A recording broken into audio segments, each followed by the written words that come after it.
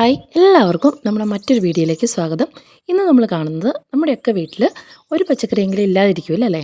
അപ്പം നമ്മുടെ വീട്ടിൽ നന്നായിട്ട് അതായത് പച്ചമുളകൊക്കെ എങ്ങനെയാണ് നല്ല രീതിയിൽ ഹെൽത്തി ആയിട്ട് അല്ലെങ്കിൽ ഇഷ്ടം പോലെ പച്ചമുളക് നമുക്ക് എങ്ങനെയാണ് പറിച്ചെടുക്കാൻ പറ്റുന്നത്. സാധാരണ ഒരു പച്ചമുളകിൻ്റെയൊക്കെ ഒരു തൈയൊക്കെ ഉണ്ടെങ്കിൽ നമ്മുടെ വീട്ടിലേക്ക് ആവശ്യമായിട്ടുള്ള പച്ചമുളകൊക്കെ നമുക്ക് ഉണ്ടാക്കിയെടുക്കാൻ പറ്റും.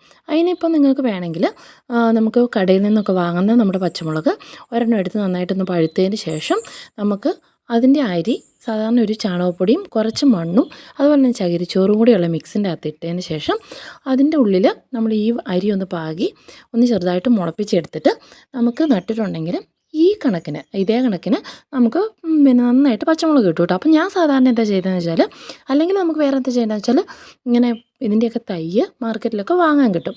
ആ ഒരു തൈ നട്ടിട്ടും നമുക്ക് ഇതേപോലെ പച്ചമുളക് ഉണ്ടാക്കിയെടുക്കാം. ഇതിപ്പോൾ സാധാരണ നമ്മൾ ഈ അരി കിട്ടിയത് നമ്മൾ മാർക്കറ്റിൽ നിന്ന് വാങ്ങിയതല്ല, സാധാരണ നമുക്ക് വീട്ടിൽ നിന്ന് കടയിൽ നിന്ന് വാങ്ങുന്ന പച്ചമുളക് അതിൻ്റെ അരി ഉണക്കി അത് നമ്മൾ പാകിയിട്ട് മുളപ്പിച്ചെടുത്ത് തൈ നട്ടിട്ടുണ്ടായ പച്ചമുളകിൻ്റെ ഇതാണ് കാണുന്നത്. ധാരാളമായിട്ട് ഉണ്ടായിട്ടുണ്ട്. ഇടയ്ക്ക് ഏകദേശം ഒരു 10-15 ദിവസം കൂടുമ്പം നമ്മൾ സാധാരണ വീട്ടിൽ നമ്മൾ ഉണ്ടാക്കിയെടുക്കുന്ന വളങ്ങൾ നമ്മൾ ഒഴിച്ചിട്ടാണ് ഇത് നല്ല ഹെൽത്തി ആയിട്ട് കിട്ടുന്നത്. അപ്പം ഇതിപ്പോൾ നിലത്ത് നട്ടിരിക്കുന്നതുകൊണ്ട്, അതുപോലെ തന്നെ ഗ്രോ ബാഗിൽ നട്ടത് ഞാൻ കാണിച്ചു തരാം. ഇതൊക്കെ ഗ്രോ ബാഗിൽ നട്ടതാണ്. നമ്മൾ കൊടുക്കുന്ന വളം എന്താണെന്ന് വെച്ചാൽ, കഞ്ഞിവെള്ളം നന്നായിട്ട് പുളിപ്പിച്ചിട്ട് ആ ഒരു കഞ്ഞിവെള്ളത്തിനകത്ത് 1-2 നമ്മൾ സാധാരണ വീട്ടിലുണ്ടാകുന്ന അല്ലെങ്കിൽ വെറുതെ കളയുന്ന ചാരവും അതുപോലെ തന്നെ പച്ചക്കറികളുടെ വേസ്റ്റൊക്കെ നന്നായിട്ട് മിക്സ് ചെയ്ത് ഒന്ന് പുളിപ്പിച്ച് അതിൻ്റെ കൂടെ നന്നായിട്ട് ഡൈല്യൂട്ട് ചെയ്തിട്ട് വെള്ളം ഇടയ്ക്ക് ഒഴിക്കുക ചെയ്യുന്നത്. ഈ പച്ചമുളകിൻ്റെ കുരുടിപ്പൊക്കെ മാറാൻ വേണ്ടി ഏറ്റവും നന്നായിട്ട് സഹായിക്കുന്നതാണ് ചാരം കേട്ടോ. അതുപോലെ തന്നെ പലരും പറയും ഇങ്ങനെ ചിലപ്പോൾ പച്ചമുളകൊക്കെ ഇങ്ങനെ നീണ്ടു പോകുന്നു. അതിനെന്താ ചെയ്യണമെന്ന് വെച്ചാൽ, ഏകദേശം ഒരു 5-6 ഇല പരുവം ഇങ്ങനെ മുകളിലോട്ട് ഇങ്ങനെ നിൽക്കുമ്പോൾ നിങ്ങൾ അതിൻ്റെ തലയ്ക്ക് ഈ കാണുന്ന രീതിയിൽ ഒന്ന് ഒടിച്ചു കൊടുക്കുക. അപ്പോൾ ഇങ്ങനെ തലയ്ക്ക് ഒടിച്ച് നിൽക്കുന്ന മുളക് ചെടിക്ക് വളരെ പെട്ടെന്ന് തന്നെ സൈഡിൽ കൂടെ ബ്രാഞ്ചസ് വരും. അല്ലാത്തതാണെങ്കിൽ ഇങ്ങനെ നേരെ മേലോട്ട് പോവുള്ളൂ, ബ്രാഞ്ചസ് ഒന്നും ഉണ്ടാവില്ല. അപ്പോൾ ശിഖരങ്ങൾ പൊട്ടാതെ നമുക്ക് അതിൽ നിന്ന് കിട്ടുന്ന കായ്ഫലം വളരെ കുറവായിരിക്കും. ഇതൊക്കെ ഇപ്പം നന്നായിട്ട് നമ്മൾ ശിഖരങ്ങൾ പൊട്ടുന്നതിന് കാരണം ഇതേപോലെ നമ്മൾ തണ്ട് ഏറ്റവും കൂമ്പറ്റം ഇങ്ങനെ ഒന്ന് നുള്ളി കൊടുത്തതുകൊണ്ടാണ് ഇതിൻ്റെ തൊട്ട് താഴെ നിൽക്കുന്നുണ്ടോ, ഇതിന് കൂമ്പറ്റം നുള്ളാത്തതാണ്, ഇതൊക്കെ നുള്ളിയതാണ്. അപ്പം നന്നായിട്ട് പുളിപ്പിച്ച കഞ്ഞിവെള്ളമോ അല്ലെങ്കിൽ ഇതേപോലെ നമ്മുടെ ഈ ദോശയുടെയൊക്കെ മാവില്ലേ, അപ്പോൾ ആ ദോശ മാവിലേക്ക് ഒരു പിടി ചാരം, സാധാരണ ഞാൻ വിറക് കത്തിച്ച ചാരം, നമുക്കിവിടെ അടുപ്പുള്ളത് കാരണം അങ്ങനെ എടുക്കാം. ഇനിയിപ്പോൾ അതില്ലാത്തവർ കരികില കത്തിച്ച ചാരമാണെങ്കിലും കുഴപ്പമില്ല, കരികില നല്ലതാണ്, കാർബൺ കൂടുതൽ. അപ്പം അതിൻ്റെ അകത്ത് കരികില കത്തിച്ച ചാരവും കൂടെ മിക്സ് ചെയ്തിട്ട് ഇതിന് മുളക് ചെടിക്ക് ഇങ്ങനെ നന്നായിട്ട് തളിച്ചു കൊടുക്കണം. തളിച്ചു കൊടുക്കുമ്പം നന്നായിട്ട് ഡൈലൂട്ട് ചെയ്യണേ, ആ കാര്യം മറക്കരുത്.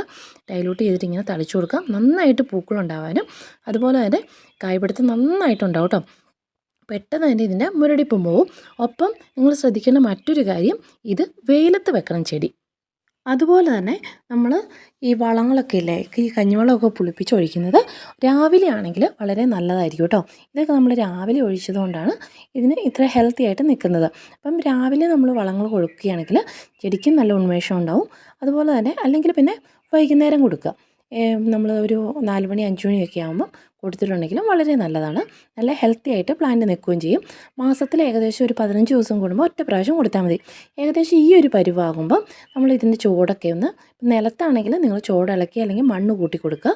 ആ മണ്ണ് കൂട്ടി കൊടുക്കുന്ന ആ ഒരു സമയത്തില്ലേ കുറച്ച് ചാണകപ്പൊടിയോ അല്ലെങ്കിൽ ചാരമൊക്കെ വിതറുന്നത് നല്ലതായിരിക്കും.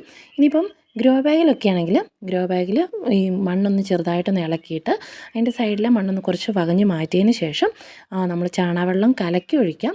ഇല്ലെങ്കിൽ നിങ്ങൾക്ക് ചാണകപ്പൊടി ഉണ്ടാവില്ലേ, ആ പൊടിയുടെ ഒപ്പം നിങ്ങൾക്ക് കിട്ടുന്ന ചെറിയ നമ്മൾ പച്ചക്കറികളുടെയൊക്കെ വേസ്റ്റ് ചെറിയ കമ്പോസ്റ്റ് പോലെ ആക്കിയിട്ട് അതും കൂടെ കൂട്ടി മിക്സ് ചെയ്തിട്ട് നമുക്ക് ചെടിക്ക് ഒഴിക്കാവുന്നതാണ്. അതുപോലെ തന്നെ ചായച്ചണ്ടിയും പിന്നെ മുട്ടത്തോടും കൂടെ പൊടിച്ച് നമുക്ക് ചെടിക്ക് കൊടുക്കുകയാണെങ്കിൽ വളരെ നല്ലതാണ്.